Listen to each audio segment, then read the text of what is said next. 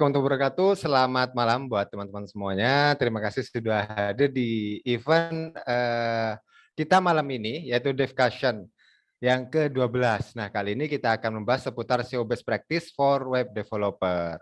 Oke, sebelum itu perkenalan dulu. Nama saya Sofal, Dindago sebagai Customer Relation, yang mana malam ini akan menemani teman-teman semuanya untuk moderator di event Devcussion kali ini. Oke, agar tidak berlama-lama, kali ini saya akan mengenalkan, kita akan ditemani dua speaker yang sangat istimewa. Jadi malam ini kita akan ditemani oleh dua speaker sekaligus yang akan memberikan ilmunya kepada kita, share ilmunya kepada kita tentang SEO Best Practice for Web Developer. Yang pertama ada Mas Ilham. Halo Mas Ilham. Halo. Dan yang kedua ada Mas Zain. Halo Mas Zain. Halo. Oke, mungkin Mas Ilham dan Mas Zain bisa berkenalan nih dulu sebelum dimulai untuk materinya. Silakan. Terserah mau mulai dari Mas Ilham atau Mas Zain, silakan. Monggo. Oke, kalau gitu dari saya dulu ya. Oke, halo teman-teman, kenalin nama saya Ilham Wabi. Saya pekerjaan sehari-hari dan sebelumnya sebagai front-end developer. Sekarang bekerja sebagai software engineer di startup bernama Assembly. Sekian. Oke, terima kasih Mas Ilham. Silakan Mas Zain berkenalan secara singkat. Monggo. Ya, perkenalkan saya Zain Fatoni, panggilannya Zain. Saya sekarang bekerja di NinjaVent sebagai senior software engineer. Kalau ingin tahu tentang saya, silakan. Oke. Ya. Oke. Ya, siap. Terima kasih Mas Zain dan Mas Ilham. Agar tidak berlama-lama langsung nih kepada acara intinya. Kita akan mendengarkan atau kita akan mendapatkan ilmu-ilmu yang sangat menarik sekali dari dua speaker istimewa kita, yaitu Mas Ilham dan Mas Zain. Nah, untuk yang pertama saya silakan waktu dan tempatnya saya silakan ke Mas Ilham. Silakan Mas Ilham. Baik, Mas.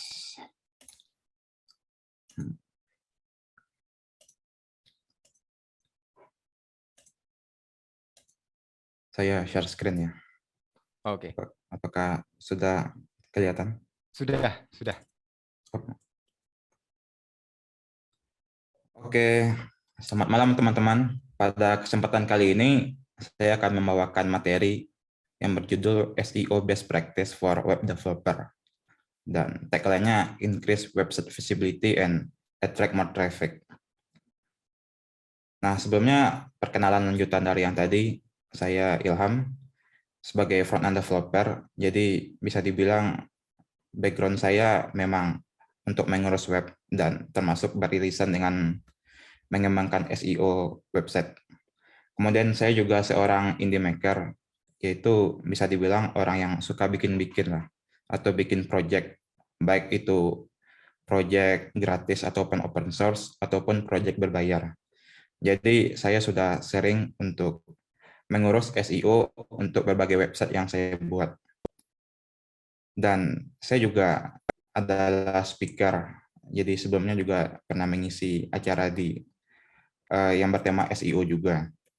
Kemudian saya juga pernah membuat startup juga, itu juga berhubungan sama indie maker. Jadi dulu saya kebetulan website saya atau nama startup saya itu sama dengan nama bisnis lain. Dan tentunya untuk meningkatkan SEO-nya lebih susah karena jika satu keyword yang sama dicari di Google, hasil yang lama sudah pasti akan muncul terlebih dahulu. Namun akhirnya website startup saya itu berhasil menjadi ranking pencarian pertama. Karena itu saya rasa saya mempunyai kapasitas untuk mengisi tentang SEO ini. Kemudian yang akan kita bahas itu ada 7. Yang pertama itu perkenalan ke SEO, kemudian bagaimana mesin pencari itu bekerja. Barulah ada 5 materi turunan yang di bawah ini, yaitu sitemap, robots, meta tag, structured data, dan site links. Semuanya akan kita bahas sehabis ini. Oke, yang pertama itu kita pasti tahu dulu, apa itu SEO. Seperti yang teman-teman sudah tahu, atau mungkin ada yang belum tahu, SEO itu adalah Search Engine Optimization.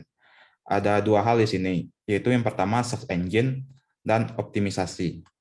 Nah, yang dimaksud dengan SEO ini berdasarkan dokumen dari Google atau dari website Google-nya sendiri, SEO itu adalah proses untuk meningkatkan visibilitas website di mesin pencari untuk menarik traffic.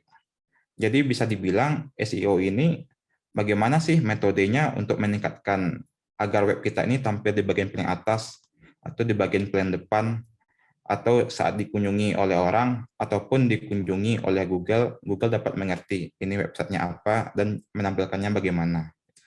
Sehingga jika visibilitasnya sudah tinggi, akan banyak hal yang dapat kita untungkan.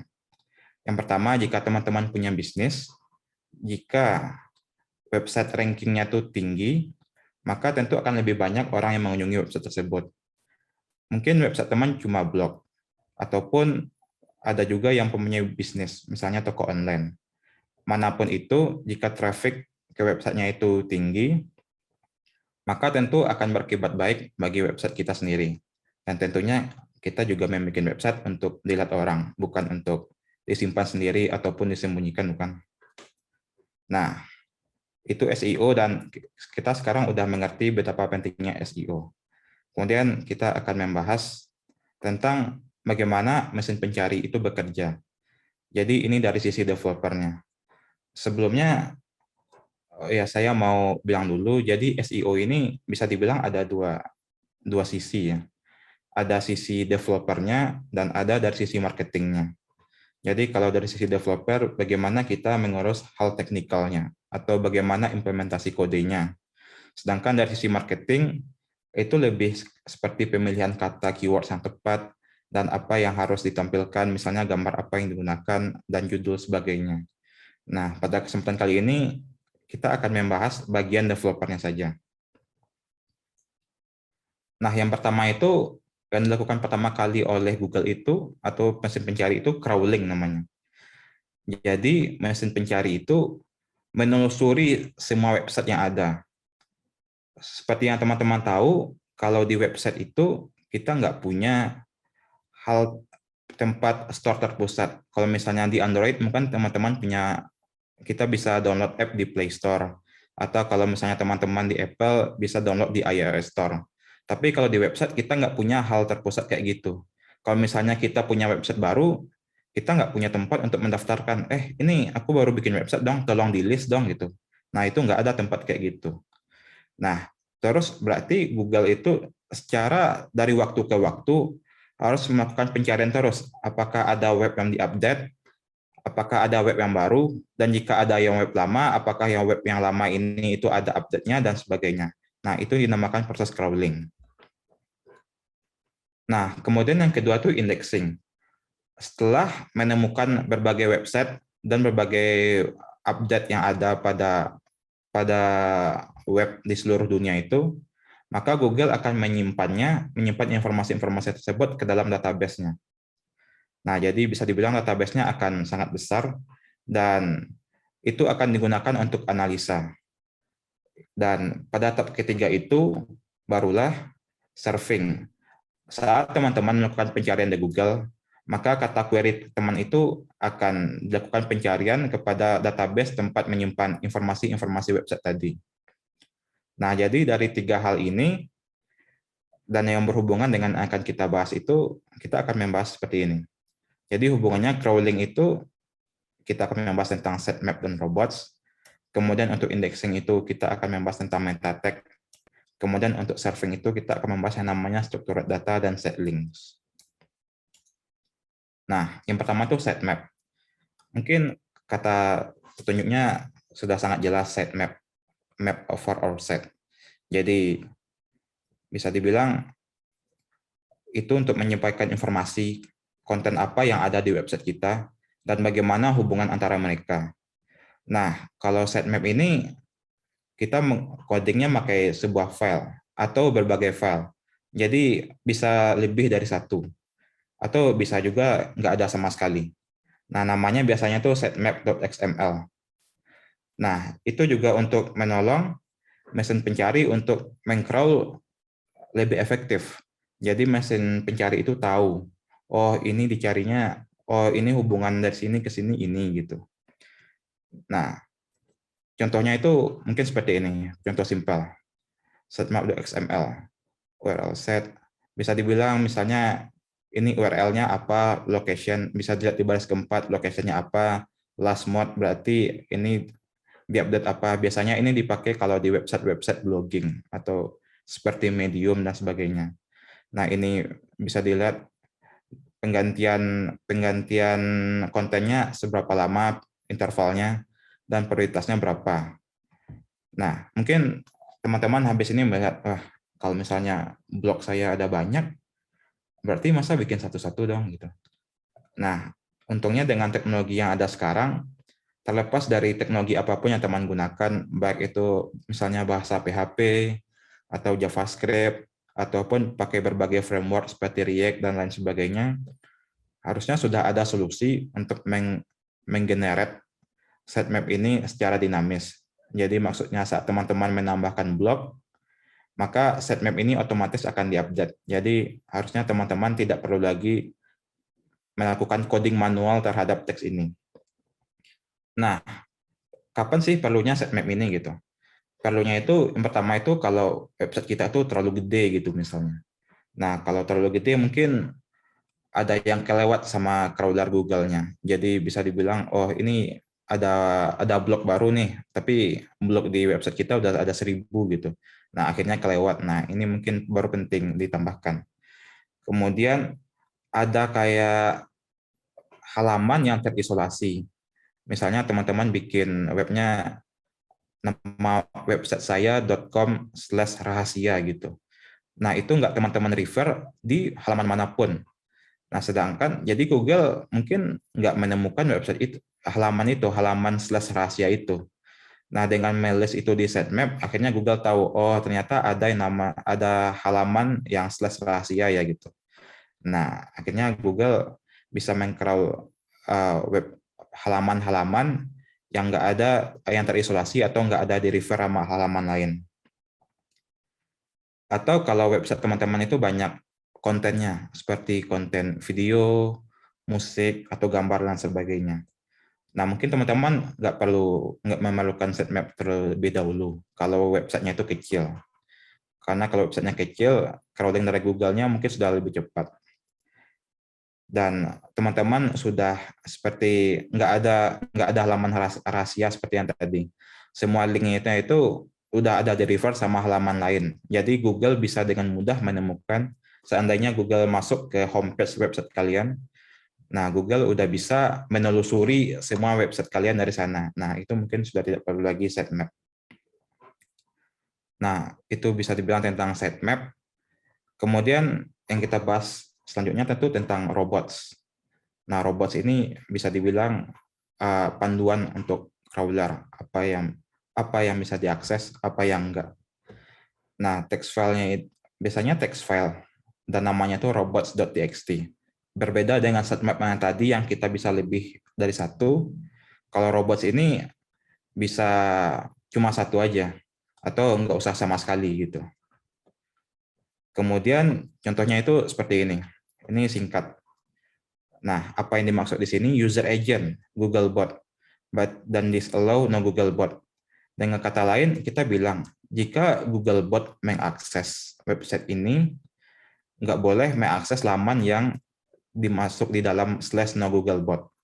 Kemudian kita lihat di baris selanjutnya, user agent, bintang, kemudian allow /. Nah, kalau user agent lain boleh mengakses apa saja. Nah, itu bisa dibilang fungsi dari robots ini. Kemudian link sitemap yang kita punya di bawah. Nah, kalau gitu apa sih pentingnya robots ini gitu? Soalnya kalau kita salah menuliskan sintaks robotsnya atau tidak mengerti penggunaannya, bisa-bisa website kita itu nggak keindeks sama Google. Seperti yang teman ingat tadi, proses untuk Google mencari website kita itu pertama indexing, crawling, indexing. Nah, kalau misalnya teman-teman, misalnya bintang, user agent bintang, terus disallow / itu, jadi kayak teman-teman melarang semua crawler untuk mengakses website teman-teman. Nah, jadinya mungkin nggak ke list sama website apapun, soalnya teman-teman udah melarang crawler manapun termasuk Google untuk mengakses website itu. Nah, kemudian mungkin yang biasanya salah digunakan oleh orang-orang itu apa ya? Ini bukan untuk menyembunyikan pencarian dari Google. Misalnya teman-teman mempunyai dashboard, misalnya bisnis marketplace teman-teman ada dashboardnya. Kan itu cuma untuk diakses oleh orang-orang internal aja, nggak untuk masyarakat umum. Jadi nggak usah ditampilkan di Google pencarian. Nah, itu kita memakai solusi lain, bukan robots. Jadi itu salah satu hal yang tidak direkomendasikan oleh Google gitu. Nah, itu tentang robots. Terus kita lanjut tentang meta tag. Nah, di sini kita untuk mendefinisikan metadata dari website kita. Biasanya kita ngodingnya itu di bagian head, kemudian kita pakai meta tag biasanya, walaupun ada beberapa tag yang jadi pengecualian. Nah, di sana itu untuk menyajikan informasi esensial tentang website kita. Contohnya kayak deskripsi, judul, keywords, dan lain-lain. Kemudian ada satu yang membuat meta tag-nya itu menarik gitu. Soalnya kalau teman-teman membagikan website teman-teman, link website teman-teman ke platform lain, itu akan membuatnya lebih menarik. Akan kita bahas di slide selanjutnya. Nah, ini contohnya. Contohnya tuh title, terus meta chart set, berarti teman-teman mendefinisikan apa karakter set untuk website ini. Kemudian description, ini berarti deskripsi yang akan dipahami oleh mesin pencari saat menemukan website teman-teman. Kemudian ini keywords-nya, dan viewport itu untuk bagaimana jika website itu tampil di mobile, apa yang harus dilakukan oleh mesin pencari. Nah, ini bisa dibilang meta tag. Kemudian seperti yang saya bahas tadi, kalau teman-teman, coba apakah teman-teman pernah membagikan link website teman-teman tapi broken gitu, atau nggak ada preview apa-apa. Nah, mungkin teman-teman kelupaan menambahkan meta tag di kode website teman-teman. Nah, ini meta tag-nya namanya tuh Open Graph, yaitu untuk menampilkan preview tentang website kita saat dibagikan. Ini contohnya saya membagikan di Slack. Dan bisa dilihat itu contohnya di bawah, ada OG.2 title. Itu judulnya, nah itu bisa dilihat di bagian atasnya itu yang namanya overhangman. Kemudian URL-nya overhangman.io, kemudian description-nya, nah itu deskripsinya muncul di bagian bawah judul, di atas gambar. Kemudian OG image, gambar apa yang ditampilkan saat dibagikan, tipenya apa, websitenya. Nah, site name-nya apa? Site name-nya itu kayak, ini tuh parent dari websitenya mana sih gitu. Karena website saya itu overhangman.iwgx, jadi parent-nya itu websitenya iwgx. Nah, mungkin tampilan ini akan berbeda-beda di Google, Facebook, LinkedIn, Slack, Discord, dan lain-lain. Cuma tag yang digunakan itu tetap sama. Tag yang mereka baca itu dari Open Graph.2 ini. Nah, jadi kalau teman-teman sebelumnya penasaran, kok waktu di-share kok link, kok nggak ada tampil apa-apa ya gitu. Tapi kok teman saya waktu nge-share web buatannya kok ada kayak previewnya gitu. Nah, itu mungkin di Open Graph-nya. Nah, Open Graph ini ada dua. Kemudian ada ini Open Graph yang biasa. Kemudian ada Open Graph yang kedua itu untuk Twitter. Nah, ini masih termasuk Open Graph, tapi tag-nya beda. Coba teman-teman perhatikan di bagian bawah. Name-nya itu Twitter.2 title, Twitter.2 description gitu. Dan untuk penulisannya selebihnya hampir mirip. Dan untuk tag-tagnya ini saya tidak menampilkan semuanya demi simplifikasi. Mungkin teman-teman bisa merefer ke dokumentasi Twitter-nya untuk menampilkan meta tag ini. Tapi ini title seperti yang teman lihat itu yang di bagian bawah yang namanya overhangman, yang di bawah link di atas deskripsi. Kemudian URL-nya overhangman.io, image-nya image apa yang ditampilkan. Nah, kemudian Twitter card ini untuk bagaimana Twitter ini menampilkan gambar kita. Kalau teman-teman sharing main Twitter atau mungkin lupa, jadi kalau Twitter itu kita ada pilihan untuk menampilkan gambar itu kecil di sebelah kiri atau gambar besar seperti yang saya tampilkan di slide ini. Nah, di sini saya menampilkan summary large image, sehingga gambar yang ditampilkan itu full width pada saat dibagikan. Nah, kemudian itu Twitter kreatornya, itu maksudnya username dari Twitter, username dari autornya apa gitu. Jadi itu ID Twitter saya. Nah, kemudian structured data. Kemudian ini bisa dibilang eksplisit. Ini gimana sih saat tampil di hasil pencarian nanti. Nah, ini untuk penulisannya kita nambahin di script dan kita nulisnya dalam JSON. Ada bisa dibilang cara penulisan lain, cuma ini yang paling biasa dilakukan. Kemudian ini berguna untuk mesin pencari mengklasifikasikan konten kita. Oh, ini untuk resep nih gitu. Oh, ini profil perusahaan nih. Oh, ini sebuah event gitu. Nah, dengan kita menambahkan struktur data, Google juga akan lebih tahu apa tipe dari website kita ini. Kemudian juga selain itu saat dilakukan pencarian di halaman depan akan tampil hasil yang lebih kaya gitu, lebih banyak fiturnya. Contohnya teman-teman kayak gini. Teman-teman mungkin biasanya kalau belanja toko online coba cari di Google ya. Biasanya ada kotak pencarian kayak gini kan gitu. Nah, itu caranya bikinnya gimana sih gitu. Nah, ini bisa dibilang penulisannya kayak gini. Untuk penulisan lebih lengkapnya kayaknya akan jadi terlalu panjang. Jadi yang kita perhatikan itu cukup di yang saya tunjukin aja, yaitu di bagian potential action. Itu tab search action berarti kita bilang, oh ini saat dilakukan pencarian di website apple.com, kita mau ada search bar. Kemudian targetnya ini berarti saat dilakukan pencarian ke URL mana pengguna ini harus dikirim gitu. Nah, query inputnya berarti ada, seperti dilihat ada substem string. Nah, berarti itu saat teman-teman query katanya yang dimasukkan ke mesin pencarian ini, itu yang akan dilanjutkan ke pencarian di dalam website Apple-nya. Jadi bisa dibilang sebenarnya itu kita menggunakan pencarian Apple itu sendiri aja gitu. Ini bukan Google yang melakukan pencariannya. Nah, cuma Google membantu kita dengan memudahkan pengguna agar bisa melakukan pencarian saat di depan aja. Jadi nggak harus masuk ke website Apple-nya terlebih dahulu. Nah, kemudian kalau teman-teman melakukan pencarian website ataupun company ataupun yang lain, mungkin di sebelah kanan itu teman-teman akan melihat kayak ada nama company-nya, logonya, terus link-nya gitu. Nah, itu kita juga bisa menambahkan seperti ini. Nah, gitu. URL-nya apa, ini logonya, itu link-nya kepanjangan, jadi saya pendekin. Nah, itu logo apa yang ditampilkan. Jadi kalau teman-teman punya company, udah punya website company gitu, dan saat dilakukan pencarian Google itu ingin hasil yang lebih bagus, bisa ditambahkan logo gitu di sini. Dan URL-nya apa yang ditampilkan. Nah, kalau teman-teman lihat tadi ada dua gitu ya, yang tentang struktur data ini. Jadi struktur data ini sebenarnya bisa lebih dari satu gitu. Itu bukan sebuah pilihan. Jadi kalau teman-teman merasa butuh struktur data yang lainnya, bisa ditambahkan saja. Nah, struktur data itu apa dua ini doang itu?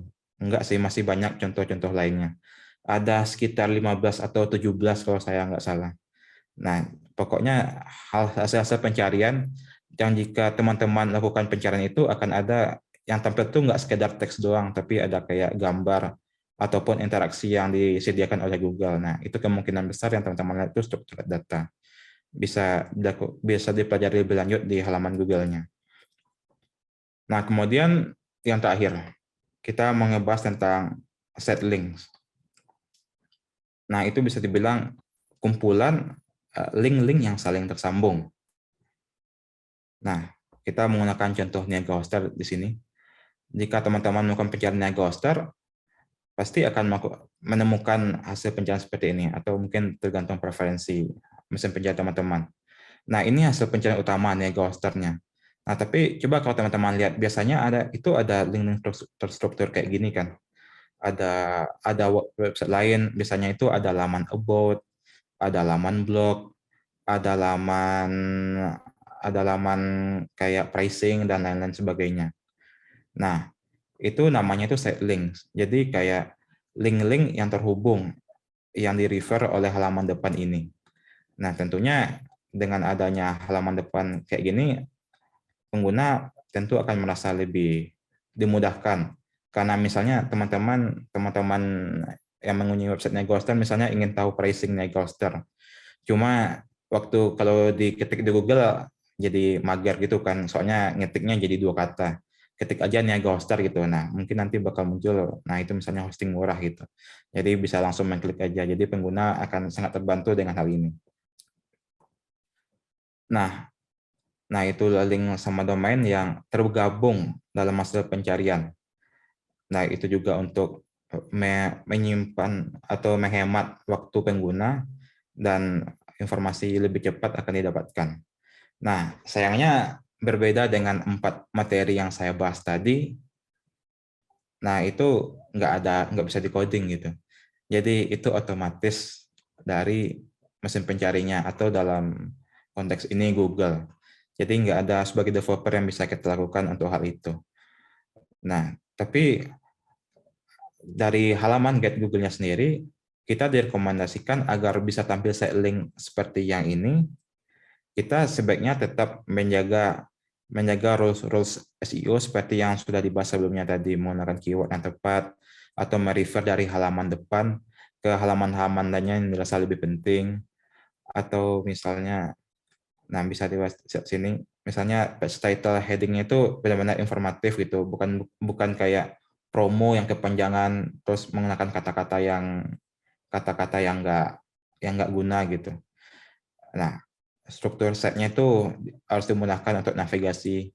Kemudian kita juga harus melink, biasanya itu ada di bagian header atau bagian navbar gitu. Jadi navigasi ke halaman lain itu ada.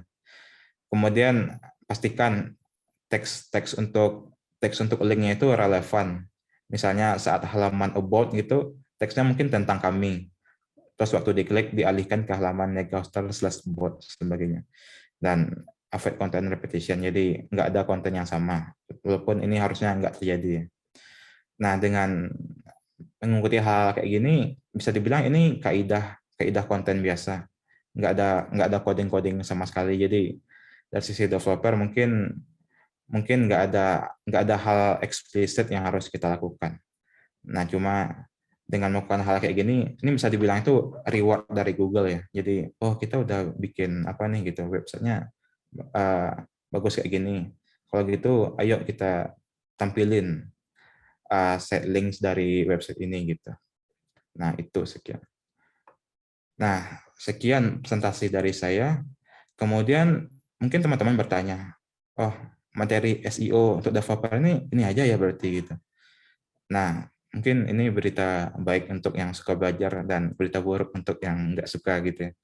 Nah, jadi materinya itu tidak bukan ini saja, dan banyak hal yang mempengaruhi dalam penampilan hasil SEO. Contohnya aja, jika websitenya itu performanya itu oke, tinggi, itu juga akan ditampilkan lebih cepat oleh Google. Jika aksesibilitasnya bagus, nah itu Google juga akan memprioritaskan agar website itu tampil lebih tinggi. Atau jika teman-teman pernah mendengar teknologi seperti PWA atau AMP dan sebagainya, itu juga akan membantu untuk menampilkan SEO. Nah, tapi menurut saya materi tentang SEO ini tidak ada materi yang cukup berat atau yang membuat kita ada rumus atau teori untuk berpikir gitu. Bisa dibilang tadi itu kita cuma menambahkan teks untuk di website kita. Jadi nggak kayak kita ngoding bikin framework gitu. Jadi harus pakai library khusus, terus harus bikin logic yang sangat ribet gitu, nggak ada. Nah, jadi menurut saya SEO ini akan cukup simpel, dan mudah-mudahan dengan hal yang saya sampaikan ini teman-teman sudah mengetahui, oh ternyata SEO itu gini. Jadi teman-teman udah tahu getting started-nya gimana, dan untuk melanjutkan materi apalagi yang akan dipelajari sehabis ini, teman-teman sudah tahu akan apa yang akan dicari gitu. Oke, sekian dari saya. Terima kasih. Oke, terima kasih Mas Ilham atas materinya yang menarik sekali. Oh ya, saya rekap lagi ya. Jadi untuk teman-teman sekalian, saya akan kembali untuk event kali ini. kita akan membahas SEO dari sisi developer, yang mana dari sisi SEO sendiri itu ada dua, yaitu SEO dari sisi marketing dan SEO dari sisi developer. Nah, untuk yang SEO dari sisi marketing kayak seperti riset kata kunci, penempatan internal link, dan lain-lain itu tidak kita bahas, karena malam ini kita akan bahas SEO dari sisi developernya, seperti yang disampaikan oleh Mas Ilham tadi. Nah, sebelum masuk ke pemateri atau narasumber kedua kita, saya ingatkan kembali, silakan buat teman-teman untuk men-screenshot event kali ini, terus diposting di IG Story ataupun IG Feed dengan men-tag negoser.id, IG-nya Negoser, dan hashtag Negoser Event. Ditunggu sampai jam 23.59. Nanti buatlah caption semenarik mungkin, yang paling menarik akan kita pilih menjadi pemenangnya. Pemenangnya akan kita infokan melalui IG story-nya Negoser. Nanti pemenangnya akan mendapatkan saldo OVO dan GoPay. Oke, terima kasih buat Mas Ilham atas materinya yang sangat menarik sekali. Selanjutnya kita akan menuju ke narasumber kedua. Halo Mas Zain. Halo. Halo Mas Zen. Oke, Mas Zen sudah di sini. Silakan Mas Zen, waktu dan tempatnya saya persilakan. Monggo. Baik. Bismillahirrahmanirrahim. Assalamualaikum warahmatullahi wabarakatuh. Waalaikumsalam warahmatullahi wabarakatuh. Selamat malam semuanya. Untuk bagian saya, seperti yang sempat saya janjikan di Twitter dan di LinkedIn ya. Jadi saya kalau tadi kan Mas Ilham sudah banyak memaparkan teorinya ya, dan sekarang kita coba praktekkan bersama gitu. Makanya saya nggak nyiapin slide karena slide-nya ada di GitHub. Jadi nanti kalau ingin tahu apa yang dikerjakan dan sebagainya, hasil kerjaannya bisa lihat di GitHub-nya. Tapi sebelum itu mungkin akan saya buka dulu dengan perkenalan singkat. Saya Zain. Saya tinggal di Singapura sekarang dan kerja di Ninjavan. Dan kalau bicara pekerjaan, tadi kan Mas Ilham kan sudah banyak bikin website ya, dan terbukti bisa muncul di SEO gitu kan. Nah, saya pun juga kira-kira demikian lah gitu. Makanya agak pede sedikit lah untuk mengklaim bisa punya sedikit pengalaman untuk memperbaiki atau mengoptimalkan hasil pencarian untuk website yang dikerjakan. Jadi saya sendiri kerja di Ninjavan, mengerjakan websitenya Ninjavan juga salah satunya, walaupun sekarang sudah mengerjakan hal yang lain lagi. Terus di luar Ninjavan saya juga mengerjakan beberapa website termasuk Kawal COVID-19 dan Warga Bantu Warga bersama tim relawan ya, bukan saya sendiri tentunya. Selanjutnya bisa dilihat di GitHub, dan kalau nanti kita akan coba inspeksi bagaimana sih hasil pencarian dua website ini gitu kira-kira. Tapi sekarang kita nggak akan terlalu banyak ke sana, kita langsung mengerjakan PR-nya. Jadi ceritanya di sini Mas Ilham ini sudah nyiapin PR buat saya. Jadi saya punya website namanya Senarai, linknya senar.ai. Nah ini website sederhana, sumber datanya dari Google Sheet. Cuman hasil pencariannya masih belum maksimal. Jadi ya memang karena saya baru ngerjain beberapa hari, jadi belum sempat menyentuh itu. Tapi karena sekarang sudah live, jadi kita sudah mulai bisa menyentuh aspek hasil pencariannya, gitu, aspek search engine optimization-nya. Nah di sini ada kalau yang ingin ikut menyimak websitenya, GitHub-nya, bisa buka di sini senar-ai.web. Saya share linknya ya ke semuanya di chat. Jadi silakan bisa lihat kodenya langsung di situ, atau bisa juga nanti bisa lihat pull request-nya juga, termasuk bisa lihat isu-isu yang di sini gitu. Pertama kita masuk ke meta tag ya. Jadi ini teori yang tadi disampaikan Mas Ilham. Awalnya saya lihat isu ini, ini nggak perlu sepertinya, udah nggak perlu saya perbaiki gitu kan, karena saya sudah punya meta tag gitu di sini. Contohnya ini kalau kita buka ya, maaf ini yang Warga Bantu Warga. Nah yang Senarai saya sudah ada meta tag-nya di sini gitu, jadi harusnya sudah aman gitu. Tapi tadi saya coba cek di Discord, ternyata waktu preview ya, ini untuk yang PAUD ini, jadi untuk halaman yang PAUD, activities PAUD yang ini, itu harusnya saya sudah punya meta tag untuk ini kan, daftar aktivitas pendidikan anak usia dini gitu kan. Jadi ini sudah di custom untuk halaman PAUD, deskripsinya harusnya ini. Tapi kok ternyata di Discord masih gini gitu kan, masih Senarai belajar silik abad 21 gitu. Jadi saya nggak tahu ini kenapa gitu kan. Terus saya lihat lagi, ada yang salah di sini, ternyata ada yang salah di sini. Ada yang tahu nggak salahnya apa? Kalau ada yang tahu mungkin bisa chat atau sambil saya coba inspeksi kodenya sekalian. Jadi kodenya itu ada di sini. Oh, ini file warga bantu warga. Kodenya ada di sini, bagian sini. Jadi ini saya sudah custom nih daftar aktivitas nama kategorinya gitu kan. Jadi untuk yang PAUD ini, nanti untuk yang misalnya untuk SMP, nah sudah sekolah menengah pertama gitu kan, karena itu sudah otomatis kan. Tapi ternyata saya ada yang kurang di sini. Yang kurang adalah ini ada description yang kurang tadi yang Mas Ilham bilang open graph itu ya. Jadi preview di Discord, preview di mana? Di Twitter dan lain-lain itu ambilnya dari sini karena ini kan standar yang terbuka ya. Gitu. Jadi saya lupa nggak ngupdate yang OG ini gitu. Entah kenapa kok OG-nya nggak update gitu. Saya coba lihat lagi di root. Ya, jadi di sini ternyata description itu ya hanya mempengaruhi description-nya aja gitu. Saya nggak ngubah description yang ini, OG ini, dan description di Twitter ini gitu. Jadi untuk memperbaiki itu saya akan coba ubah, tapi saya balik ke main branch dulu, terus bikin branch fit SEO. Jadi saya copy yang description ini, terus bukan di sini.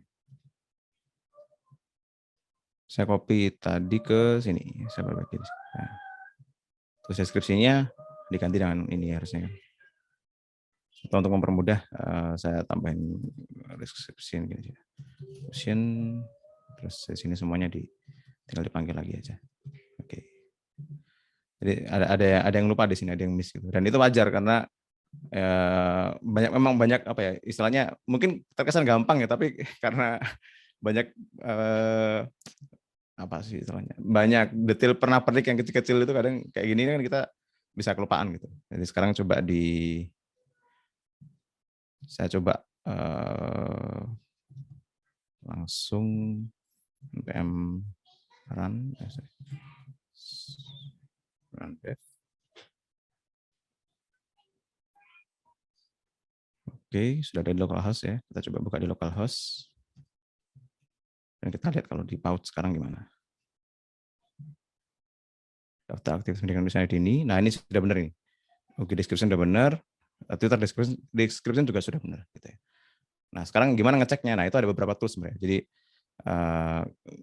lagi-lagi tools itu hanya akan berjalan kalau kita sudah deploy kan. Jadi sekarang saya langsung deploy aja npm run deploy build deploy. Menunggu saya commit ya. Jadi ini ceritanya saya fix meta. Fix meta description. Fix OG description sama apa tadi? Ketinggalan. OG description sama Twitter description. Twitter description. Oke, saya langsung publish dan saya langsung buat pull request-nya sambil menunggu deployment-nya selesai. Sepertinya sudah selesai deployment-nya. Oke, sudah selesai. Nah, sekarang kita buka lagi. Ini yang di website yang benerannya yang sudah di-deploy. Ini kan masih deskripsinya belum ke-update kan? Langsung kita update sekarang. Nah, sudah benar nih. Daftar aktivitas sekolah menengah pertama semuanya. Nah, sekarang ini kita coba paste di Discord misalnya. Nah, sudah benar. Daftar aktivitas sekolah menengah pertama. Yang PAUD pun kalau kita copy dan paste lagi, mungkin sudah, mungkin belum. Oh, belum. Karena ini jadi karena semua aplikasi itu punya apa ya, istilahnya caching layer ya. Jadi kita harus menunggu dulu, mungkin nunggu sehari atau 2 hari baru ngefek ke sini gitu kan. Jadi tidak semuanya bisa langsung kelihatan gitu. Tapi kenapa yang tadi yang SMP bisa kelihatan langsung? Karena yang SMP belum di-catch sama dia kan. Saya belum pernah panggil URL ini. Jadi Discord nggak nyimpen deskripsinya. Jadi dia fresh yang baru fetch atau ambil yang baru. Sedangkan kalau ini kan ada bekasnya kan gitu. Nah, untuk yang semacam ini saya biasanya terus gimana dong saya mau memastikan udah bener nih meta buat PAUD misalnya gitu kan.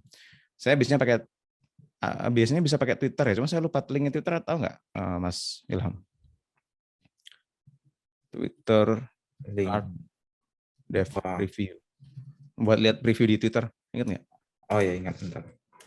Silakan. Ini saya pakai, selain pakai Twitter, saya ada trik lagi. Jadi saya pakai Telegram. Telegram itu ada fiturnya, ada fitur buat refresh. Jadi web page bot. Jadi di Telegram nanti kalau ada kesempatan buka Telegram, silakan buka. Ini bisa lihat layar saya. Masih bisa lihat layar saya kan ya? Masih. Lihat semua layar kan, bukan lihat window-nya kan. Bisa lihat Telegram saya nggak sekarang? Telegram bisa. Bisa ya, oke. Jadi ada namanya web page bot. Silakan saya aja add web page bot ini di Telegram. Ini bot untuk apa ya? Bot untuk nge-preview kayak gitu tadi, cuma untuk Telegram gitu. Keunggulannya apa? Ini bisa di-update preview, jadi bisa di-refresh. Contohnya ini ya, yang PAUD tadi misalnya. Oh, ini udah kelihatan kan langsung. Daftar aktivitas anak pendidikan usia dini ini udah benar sih. Tapi misalnya kita ngubah lagi, ada implementasi yang kita ubah, kita bisa klik lagi update review again. Gitu. Atau update with content. Jadi misalnya mau ngubah gambarnya gitu kan, dia fetch ulang gambarnya gitu. Jadi saya biasanya pakai Telegram ini untuk memastikan sudah benar belum meta tag-nya dan sebagainya gitu. Jadi kira-kira untuk PR meta tag ini udah selesai karena memang semuanya udah diimplementasikan tadi. Jadi kita buka lagi pull request-nya. Langsung buat pull request-nya ya, fix meta tag. Ini menyelesaikan yang mana ini? Menyelesaikan 6 closes. Oke. Saya submit, create. Oke, sambil ditunggu. Nah, silakan kalau yang tadi sempat buka GitHub-nya ya, itu bisa lihat ada pull request. Jadi inilah perubahan saya tadi. Jadi kalau nanti misalnya setelah selesai acara ini mau nge-review apa sih tadi yang dilakukan, kan bisa dilihat di pull request ini tadi. Gitu. Oke, kita masuk ke tugas kedua ya. Tugas kedua yaitu ini yang mulai agak menantang karena belum ada di sini, belum ada di websitenya. Mau masuk ke structure data. Gitu. Mending structure data atau sitemap dulu ya, Mas? Yang paling gampang diinspeksi sitemap atau struktur data ya? Kayaknya sitemap.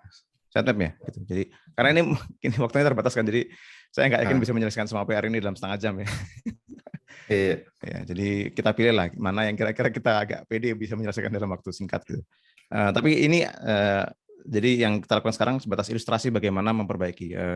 Tentu tergantung teknologinya ya, tergantung teknologi yang digunakan. Kalau PHP atau WordPress dan sebagainya itu kan beda lagi caranya, bukan seperti saya ini kan. Tapi alat untuk ngeceknya tadi kayak Twitternya atau Telegram dan sebagainya itu sama. Nah, sekarang sitemap ini juga ada toolsnya, nanti kita coba.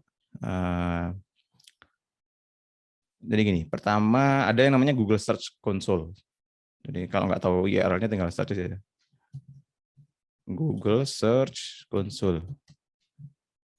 Nanti akan dapat di sini. Masuk, start now.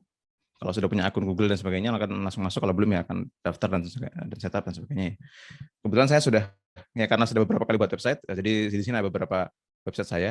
Nah, ini baru saya masukkan yang Senara ini baru saya masukkan barusan banget, jadi belum ada datanya di sini. Tapi sekilas kalau ingin lihat yang lainnya, contohnya ada Call COVID. Nah, ini kelihatan performanya gimana gitu kan. Jadi ini tools yang sangat berguna untuk melihat ada masalah di mana. Termasuk misalnya ini ada masalah ya. Oh, ini ada mobile disability, ada halaman yang di mobile-nya bermasalah. Kita bisa lihat halaman mana nih. Oh, ternyata halaman ini, bukan dikasih tahu URL-nya yang mana. Nah, ini URL yang ini handbook gitu kan misalnya gitu. Atau contoh lainnya misalnya di warga matu warga.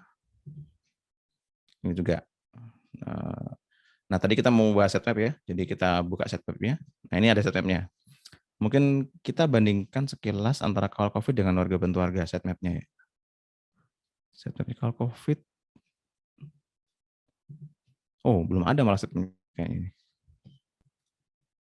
Dan jangan kita lupa nggak masukin. Oke, kita langsung ke warga bantu warga aja kalau gitu. Jadi tadi yang Mas Ilham bilang, sitemap itu bisa satu file, bisa beberapa file. Nah, ini kita keluarga bentuk keluarga termasuk yang beberapa file gitu. Jadi kalau dilihat ini ada namanya subtab index.xml. Kalau diklik, nah itu ada 8 setidaknya. Ada 8 XML file gitu. Ini di generate secara otomatis ya. Jadi ada kodenya nanti. Kalau ingin tahu kodenya gimana silakan buka GitHub-nya. Tapi intinya isinya sama dengan yang disampaikan Mas Ilham kemarin tadi, bahwa dia isinya XML yang isinya warga, bantu warga, sitemap, namanya kita yang index.xml. Ini daftar sitemap-nya. Jadi karena ini indeks ya, daftar isinya gitu kan. Jadi isinya adalah bahwa website ini punya beberapa sitemap 1, 2, 3, 4, 5 sampai 7 sampai yang ini gitu kan. Terus kalau kita ingin tahu salah satunya, kita buka coba isinya. Isinya kayak gini persis seperti yang tadi Mas Ilham bilang gitu. Oke, kita akan coba bikin ini. Template-nya dari mana ya dapatnya, Mas? Ada nggak generic template-nya buat biasanya? Kalau saya dari laman sitemap-nya, Mas. Bentar. Dari Google Sitemap ya. Langsung dari Google-nya. Iya, benar. Sitemap. Ini ya.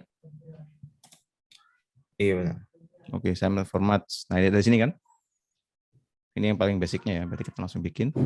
Oke, sambil kan tadi kan kita mengerjakan ini. Sambil kita tunggu, ini udah selesai build-nya. Oke, kita merge, nanti kita terusin lagi. Auto merge. Oke, Oke, kita kembali ke kodenya. Sekarang untuk sitemap, ini framework spesifik ya, jadi saya akan melakukan sesuatu yang mungkin kalau nggak familiar dengan frameworknya akan terkesan aneh, ini ngapain gitu kan. Tapi intinya yang akan saya lakukan adalah saya akan membuat sebuah halaman sitemap.xml itu kira-kira. Jadi di sini approach, saya buat app. Saya nggak perlu yang rumit-rumit yang banyak tetap karena halamannya masih sedikit kan. Beda dengan warga bentuk warga yang sudah ada 6.000 halaman. Itu jadi setiap sitemap ada 1000-an kira-kira. Makanya kita butuh banyak sitemap. Components, kita masuk ke routes, kita buat sitemap.xml. Sitemap.xml. Kenapa ada kurung sikunya? Ini hal spesifik yang ada di, atau kurungnya di sini deh, biar masih kelihatan filenya. Jadi kurung siku itu untuk mengescape karakter dotnya ya. Oke. Kita langsung paste saja ini. Kalau di sini langsung export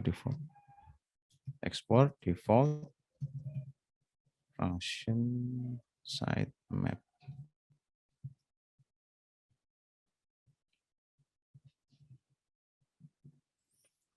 Sebentar.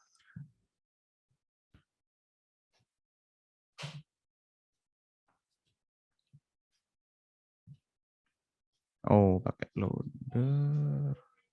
Oke. Ini harusnya file tsx.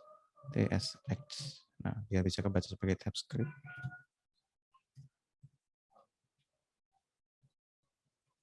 Terus yang dikembalikan adalah XML yang tadi.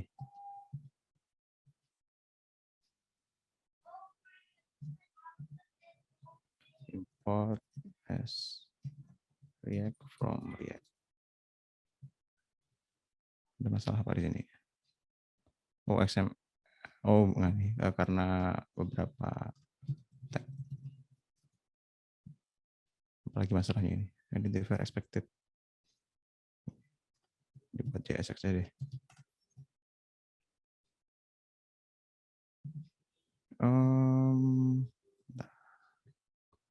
Ini benar ada tanda-tandanya ya? Di .xml-nya ya? Iya. Ada tanda tanya ini ya? Kalau di type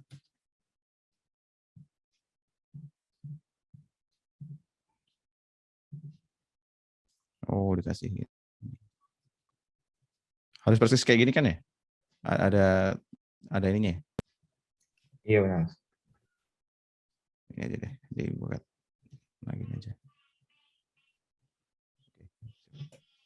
Kalau bisa jalan apa enggak, kita coba aja. Sitemap.xml. Kalau TypeScript saya masih penasaran sih, bisa enggak? Oh bisa, tapi Raset nggak ada tipenya tapi. Oke, nggak usah deh. Untuk memudahkan, biar nggak kelamaan. Oke, kita kembali ke sini, npm run dev. Terus kita lihat di localhost nanti sitemap.xml-nya keluar atau enggak.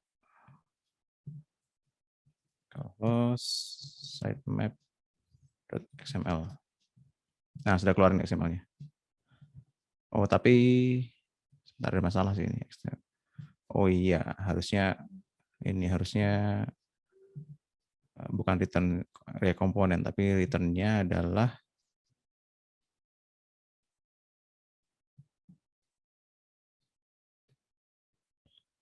saya nyontek dulu di warga bantu warga cara menghasilkan sitemap-nya gimana.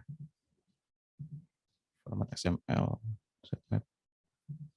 Nah, ini.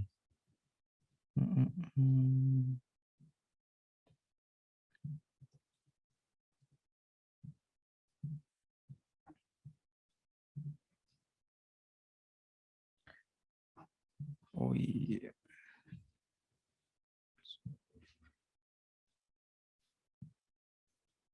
Oke, sepertinya saya harus ikutin yang ditunjukkan oleh Remix tadi, yaitu pakai resource routes.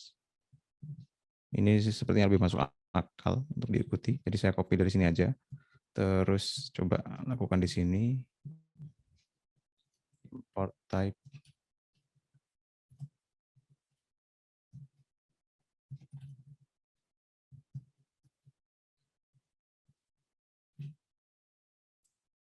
Terus loader function.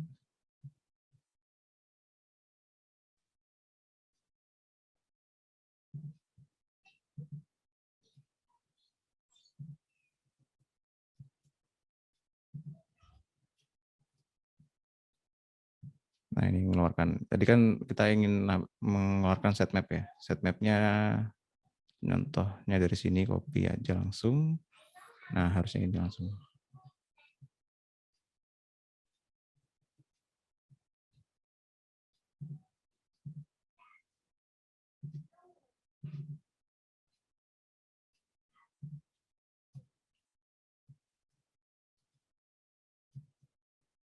Oke, kita coba lihat. Sudah rebuild.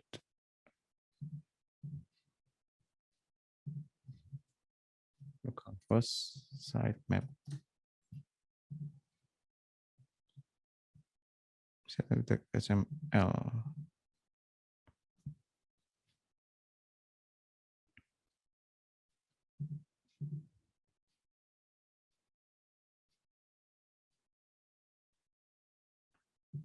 Konten tab-nya apa ya, Mas? Harusnya. Application XML kan harusnya kan. Perlu di run ulang mungkin.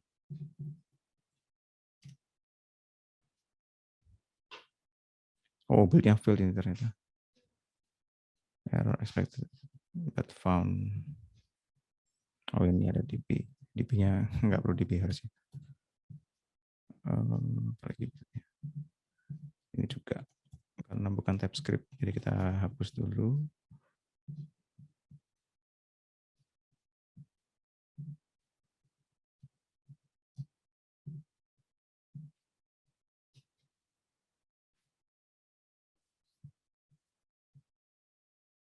Oke, harusnya sudah. Buffer is not defined.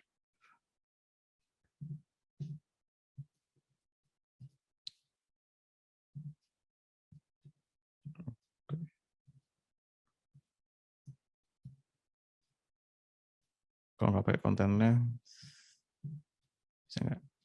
Nah, udah dapat. Jadi ini sitemap-nya. URL-nya ini example.com. Nah, sekarang baru kita ganti URL-nya beneran pakai hostname-nya ya. Misalnya ini kita pakai senarai. Senar.ai.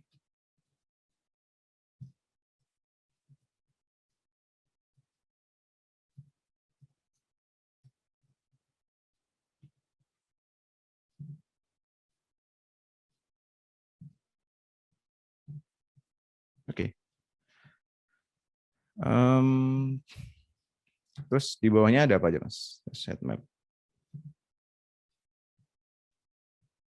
Daftar halamannya masuknya di langsung gini ya, langsung URL gini ya.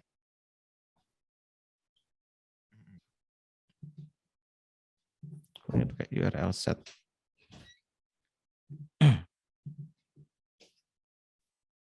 Ini benar URL set, langsung URL-nya apa? Homepage-nya, lalu ada. Oke, kita buka setidaknya sekarang di Senara itu ada beberapa halaman, yaitu halamannya dihasilkan dari dari Constance, karena masih di hardcode ya. Constance.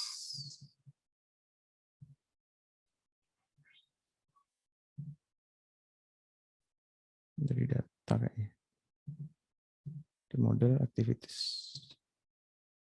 Kategoris. Nah ini. Nah, kita dapat dari sini kategoris. Jadi kita import dari kategoris.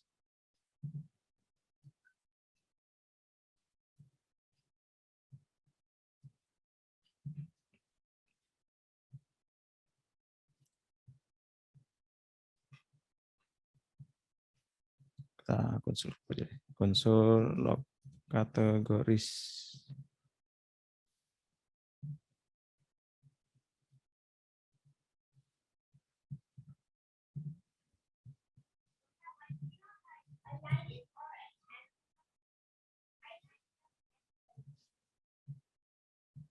Model kategoris. Kita lihat dulu kategorisnya langsung keluar enggak.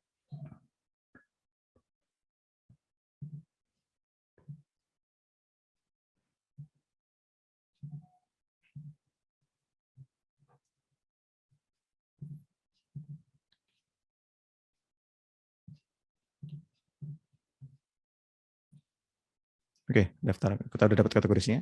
Nah, untuk setiap kategorinya ini kita URL-nya adalah kita buat nih URL di sini. Jadi kategoris dipetakan untuk setiap kategorinya. Kita buat persis seperti yang tadi ya, yang di atas ini. Kita copy di sini, terus lokasinya itu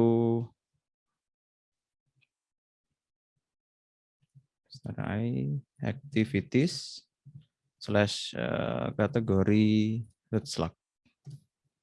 Lalu last modified-nya saya nggak ada di sini. Last modified dikasih konstan aja mungkin ya. Sementara last modified misalnya ini harus kalau to UTC string bisa kan ya harusnya? Iya.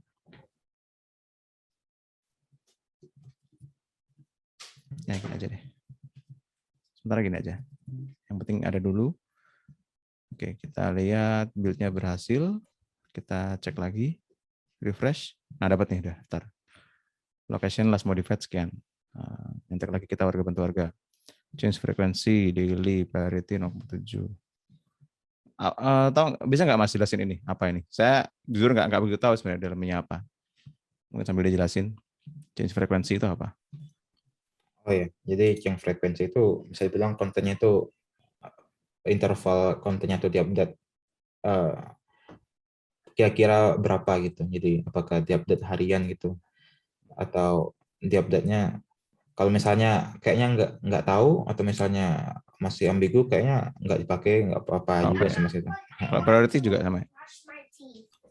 Iya, kalau priority itu untuk membandingkan sama halaman-halaman lain. Cuma kalau nggak ada juga nggak apa-apa gitu. Oke. Udah, ya, tapi kalau change frekuensi saya ya rencananya sih mau dibuat tiap pekan ya, karena ini masih manual update-nya. Jadi ya, jadi ya kira-kira tiap pekan lah. Jadi kita harapannya kan nanti Google akan nge-refresh lagi kan tiap pekan kan, gitu kan? Oke, jadi kita buka. Oke. Kalau ini udah mungkin ini udah bisa kita submit deh kayaknya. Coba aja ya.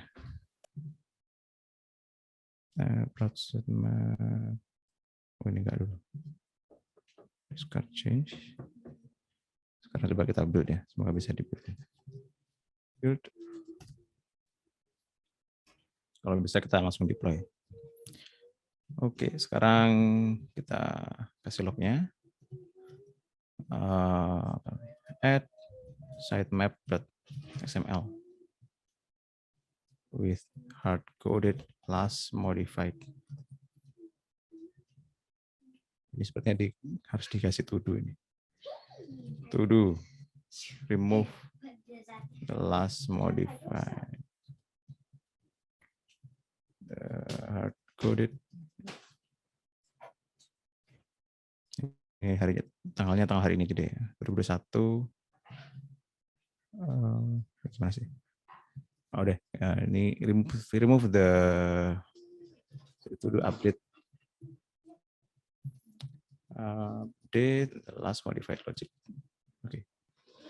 Build-nya sudah berhasil. Jadi sambil jalan kita sambil deploy. Run deploy.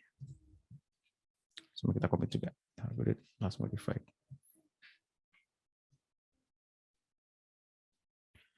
Oke, saya push lagi, tapi sepertinya branch-nya ganti baru aja namanya. Namanya fit sitemap.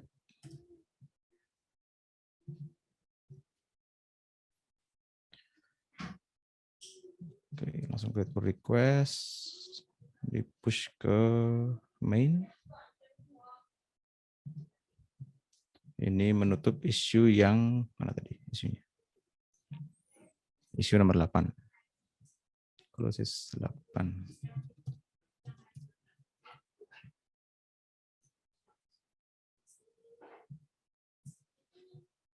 Oke. Kalau nggak ada masalah di ininya, kita sekalian kasih label auto merge.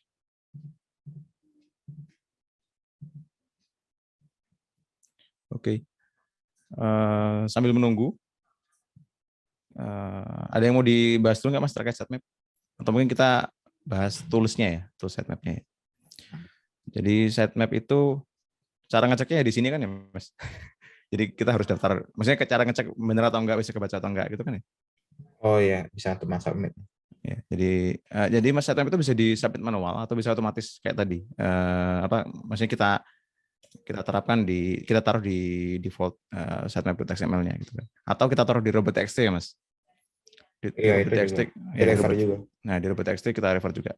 Nanti mungkin kalau kita sempat, nggak tahu ini berapa menit lagi Mas Sofal waktunya. Sebenarnya udah habis sih. Oh, udah habis. Ya udah, ini yang terakhir deh. Ya, ini kita pastikan aja lah pekerjaan kita yang terakhir itu yang ya, siap. Berhasil. Nah, ini kita bisa masukkan sendiri manual submit. Jadi misalnya teknologinya nggak memungkinkan untuk otomatis generate misalnya kan. Mungkin kita bisa bikin sendiri XML-nya terus kita pasang di hostingannya terus kita submit manual di sini gitu. Oke. Kita lihat ya. Request-nya sudah merge, itu berarti sudah deploy juga. Berarti kalau kita lihat di scenario-nya langsung sitemap.xml. Nah, sudah dapat kita. Oke, berarti kita sudah mulai bisa submit di sini. Ini masukin aja di sini ya, Mas? Iya. Ini gitu. Karena kita belum punya robot.txt ya, jadi submit manual aja di sini. Nggak apa-apa. Toh juga nggak akan kita ubah kan. Sitemap submitted will predict process and look for changes. Got it. Oke. Ada error 13. Wah, apa ini errornya? Can be read but has errors. Oke. Invalidate. Tanggalnya berarti. Tanggalnya harusnya jangan itu tanggalnya. Jadi tanggalnya saya tanggal hari ini gitu. Tanggalnya generate kayak gini kan. Harusnya dibuat ini aja. Apa tadi? Hari ini aja. 2022 06 17. Salah format ternyata. Oke. Saya ulang ya, build dan deploy-nya. Langsung deh, saya bikin branch baru, fix sitemap. Fix sitemap. Fix sitemap. Apa tadi namanya? Last modified. Fix last modified date format. Karena itu kan date ya, bukan time ya yang diminta. Kirain tadi nggak apa-apa pakai to UTC tadi itu. Ternyata beda yang diminta.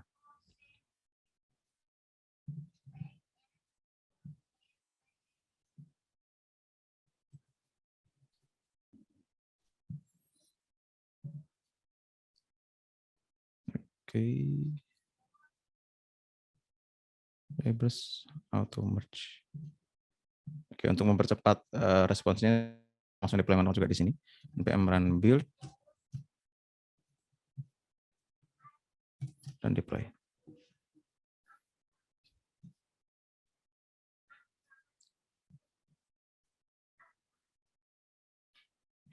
Oke, nanti semoga aja nggak error nanti di sini. Kalau nggak error kita, nah setidaknya kita sudah tahu bahwa formatnya benar dalam arti XML-nya benar, karena dia bisa tahu bahwa sudah ada 13 URL gitu di sini. Nah, 13 itu dari mana? Dari sini. Senarai, satu halaman utama, terus ini 12 kan, 4 kali 3. Sebenarnya ada halaman lainnya, tapi saya belum masukin kayak tentang kami dan sebagainya. Jadi nantilah, yang penting ada dulu lah. Karena sebenarnya intinya yang penting itu tentang kami kan nanti aja bisa ditambahkan manual. Gitu. Deployment sepertinya sudah selesai. Oke. Ini bisa di-refresh lagi nggak sih? Atau dipaksa lagi gini? Kayaknya udah cukup, Mas. Oke. Atau Dipaksa lagi deh. ya. Oh, udah sukses nih, langsung kelihatan berhasil. Oke, sudah. Sukses coverage atau kita belum bisa lihat hasilnya langsung ya. Bagaimana coverage itu apa ya istilahnya? Kalau di ya intinya sejauh mana halaman-halaman kita performanya baik gitulah gitu. Jadi ini valid berarti kebanyakan valid gitu kan. Banyak yang error dulu, cuman sekarang udah nol errornya gitu kan. Jadi dulu ada errornya, ini banyak ada ratusan, terus lama-lama jadi benar sendiri ya. Karena kita ada improvement, ada beberapa masalah kita perbaiki, terus sekarang udah valid semua gitu kan. Jadi sekarang nol errornya sekarang. Gitu. Jadi ini kaitannya dengan indexing, ada halaman-halaman yang ada di set map tapi kok 404 ini kan errornya kan itu kan. Contohnya gitu. Yang sekarang kita bisa hilangkan errornya. Gitu. Oke, mungkin itu dulu dari saya. Dari 4 PR ini ternyata baru 2 yang bisa saya kerjakan. Kalau ada yang mau tertantang mencoba mengerjakan yang 2 yang lainnya, silakan. Kita bisa lakukan bersama di GitHub nanti. Kalau ada yang ingin melihat apa saja pekerjaan saya terkait ini, bisa dibuka aja di sini nanti. Terus buka pull request-nya di sini di kanan. Nah, kelihatan tadi apa aja yang saya rubah. Termasuk yang setup juga ada 2 PR, satu untuk menambahkan dan satu untuk memperbaiki yang fix tadi. Oke, mungkin segitu dulu dari saya. Kita bisa masuk ke sesi selanjutnya.